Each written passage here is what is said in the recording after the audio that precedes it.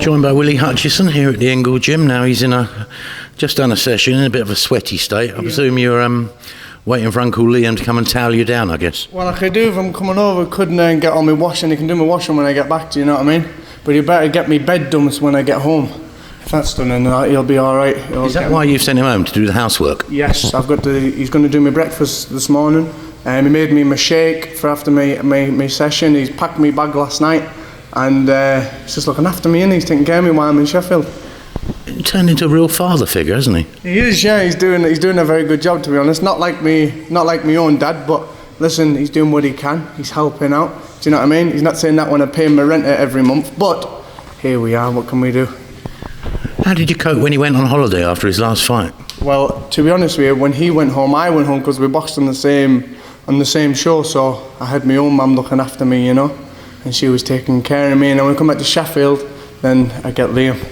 It sorts me out. Do you message him all the time when you're not together? Well, we've got to do, haven't we? We're spending that much time in camp. I mean, we've got to keep in touch.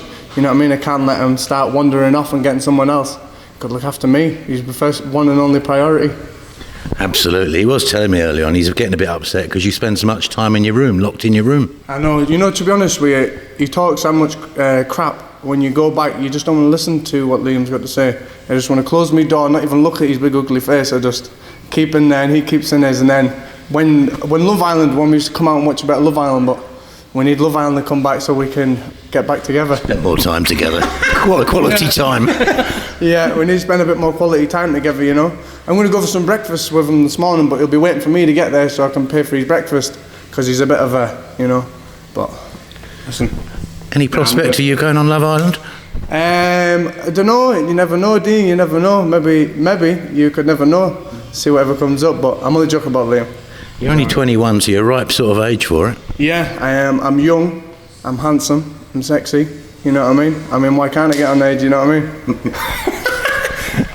Right, on to other matters, boxing matters. 9-0 now. How do you assess your career path so far? Like I said, from our first ever done interview, you take it fight by fight. Next one's 10-0, and then that's me starting to look for what's open then, do you know what I mean? I'll leave my boxing career all down to the hands of my manager, Shelley Finkel, and my coach, Dominic Ingle, and just leave it to them.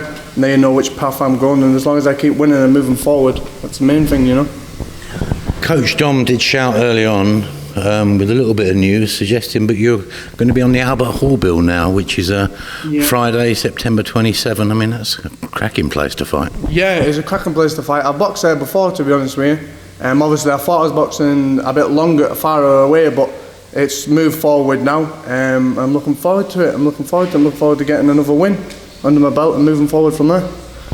There's always a bit of discussion about what weight you're going to operate at. Yeah. What's the latest? I think I'm going to do super middle. Listen, I don't know yet. I'm still only 21. Do you know what I mean? I'm still growing. I just turned 21 in 4th of August. I've just got to see what I'm going to do. Do you know what I mean? I'm still only young, but if Dom thinks I can make it middle, then I will. I'll need to do that, but just got to keep just whatever weight I fight at. To be honest with you, it wouldn't bother me what weight I fight if it's light heavy or super middle, because they're both weights. They both can punch. And listen, there's not much really tall. There's a bigger difference in it. It's only £6, and to be honest with you, without me trying very hard to make super middle, I'd sooner fight the bigger men, because do you know what I mean? It's just the same thing. They both can punch hard. There's no difference. When was the last time you made 12 stone? When I was 18.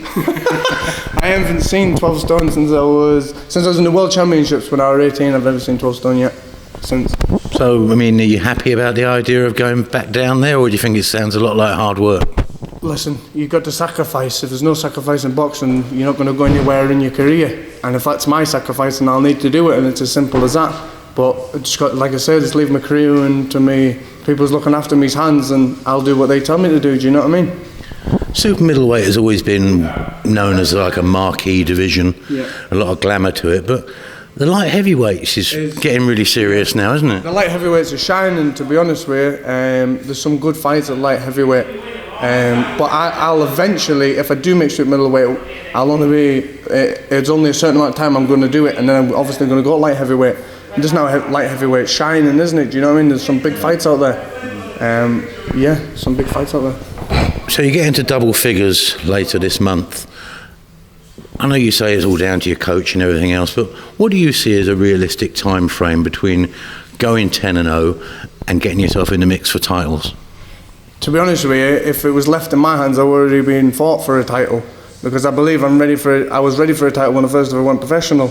Never mind now. So I mean, if it was in my hands, I would have been fighting for a title already. But like I say, I just leave my career into my coach's hands, and whatever path they want me to go. Do you know what I mean? Maybe we start looking for titles after this fight. I don't know. Whenever they think I'm ready, then that's when I know I'm ready. The fact you wanted to move quickly, is that down to the fact that you was a world champion as an amateur? You could say that, but not. Not really, no, because it's amateur. Do you know what I mean? It's not like these professionals. It's a complete different ball game. More rounds, men you're fighting. You know what I mean? It's different. No head guards, smaller gloves, and you're in there to hurt someone. Well, I'm sure I'm anyway. Do you know what I mean? I'm there in there to hurt someone, so. That's the way it goes. Do you know what I mean? I don't really take it from that. I just believe in myself that I'm always ready. I'm always ready. Given that most of your, nearly all of your fights so far have been at light heavyweight, if you make a comparison between, say, yourself and Joshua Buatsi, you probably had a similar amount of professional fights. He was an Olympic bronze medalist. Yeah. You were an amateur world champion. Yeah. Do you see yourself as being on a par with him? Is he somebody you'd entertain fighting? What's your sort of view on where you stand in amongst these sort of youngish light heavyweights? Listen, he's on his path and I'm on mine. If we meet, we'll meet, and that's as simple as that. And hopefully we'll meet for when that world title's there and I'm ready to rock and roll. Do you know what I mean? I'm not here just to win the world title and say I'm a world champion and then retire and get a few quid out of boxing. It's completely nothing like that there. Do you know what I mean? When I first ever started boxing, my first ever thing was to be a professional world champion. I'm telling lies, actually. First ever thing was to be an amateur world champion, and I become amateur world champion. And I'm going to become world champion as a professional, and it just depends what path he's on, do you know what I mean? As long as I just keep winning who's in front of me, maybe we'll meet someday, maybe we're not. Need to wait and see. What did you think of Yard and Kovalev?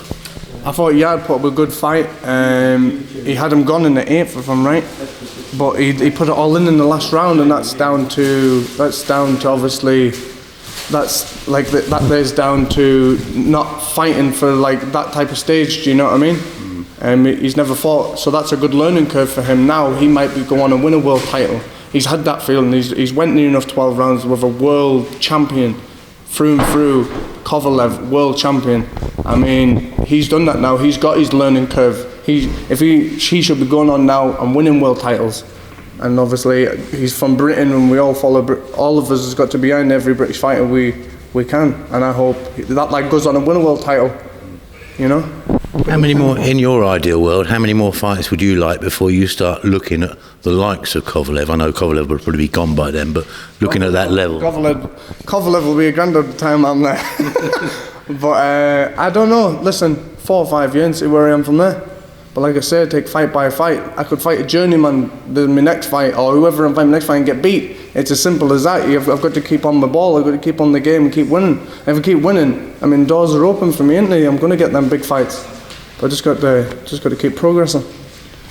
In your own mind, do you want a sort of fight which will, gives you a little bit of fear, give you that little bit of extra motivation? Maybe fighting someone, a rival, someone with a big winning record, an unbeaten fighter like yourself, maybe would that probably bring more out of you? You know what it is? It's exactly that. The better man I fight, the better I perform. I've been like that since I've been 11-year-old. Listen to this, I've got a story for you. I was in I was in the youth, I went into my second year of youth boxing as an amateur, and I fought in the Scottish Championships. And the same year, I fought in the Scottish Championships, and I made weight all wrong, and I underestimated this lad out boxing. I swear to God, if this lad had any heart at all, if he had any anger to win or anything like that, this lad would have stopped me. He would have beat me there and then that day. I was frigged. I was gone. The same year, when I put my mind to it, and I knew I was fighting the better people. World Championships is no bigger than that. I went on to become world champion. So do you know what I mean? There you are. There's a story in itself. You've just got to keep on it. The better men I fight, the better I perform. And obviously, as an amateur, that there was me learning then. I know what I'd done wrong then. Do Do you know what I mean? So that is, I've already went through that process as me being an amateur. I went through that process. I went through the process of learning that you can't underestimate anyone, because everyone's got a chance. I have a chance, you have a chance, he has a chance. Everyone's got a chance in this boxing. We just got to, do you know what I mean? On the subject of stories, let's delve into the story of the Hutch train. Yeah. Now then, you told me earlier you got two parents from the northeast, yeah, which explains your very un-Scottish accent. Yeah. So tell me, you're a traveller boy, yeah? Yeah. So tell me, how did you end up in Scotland? What was life like for a young Willy, sort of, finding his way in the world? What was a laugh like for me? It was just all boxing, to be honest with you. I started boxing when I was 9-year-old in Scotland. Obviously, I was born in Livingston in Scotland. I've lived in Castares, Lanark all my life. I've never been anywhere else. My dad's from Newcastle, my mum's from Darlington. I've never been anywhere else in my whole life. Obviously, I was born in Scotland, lived in Scotland my whole life. And obviously, I started boxing when I was 9, and I've never left since, do you know what I mean? Do you live on a permanent site then, in Scotland? Yes. I live on a. So what's that like growing up in that sort of environment? Is it lively? I mean, with loads of kids around? Listen, I'm with all my cousins, and I got plenty of them, do you know what I mean? I've got lots and lots of cousins. So we all grouped together, do you know what I mean? But I was always doing my boxing. I have a couple of cousins what was fantastic footballers at the time, and us bits of lads, we all do training, do you know what I mean? We've always trained. I've trained since I've been 9-year-old. I don't know nothing else besides training. Training, boxing, that's the way it goes, do you know what I mean? So at what point did you realise that you actually had a genuine talent for the sport? When I realised I could do something in boxing, to be honest with you, my dad always says, how many fights would you like to finish and finish boxing? We never even thought of what we were going to do. And I always said about 47, 48 fights and I'll pack in boxing. And I'm sure on my 46th fight I become European champion as an amateur. And that opened my eyes where I've become European champion. I mean, I was only 16. Do you know what I mean? I was only 16. The doors was open from there. And ever since then, my mind's been on that there. What was that early days as a professional like? Because you were sort of thrust into the spotlight. You were down in London, there was the David Hay thing, you were with Ismail Salas, you sort of had a trainer allocated to you. How was it? It was good. Listen, since I've been professional, it's all been okay.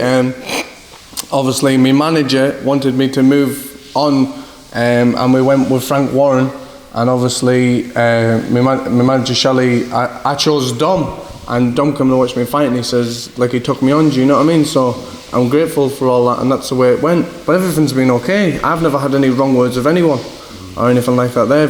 I'm all right. You're kind of like Dom's youth team, aren't you? I think he sort of says probably once he's taken you through, that'll probably be his lot. I'm just keeping Dom young. I'm keeping him young. I'm just keeping him young, but he's looking after me, do you know what I mean? He's taking care of me. He's took me under his wing, and I'm just listening to everything he says, do you know what I mean? I'm listening to everything he says. Willy, Albert Hall, September 27. Look forward to it. Hutch train will be there. Yes, go on, see it.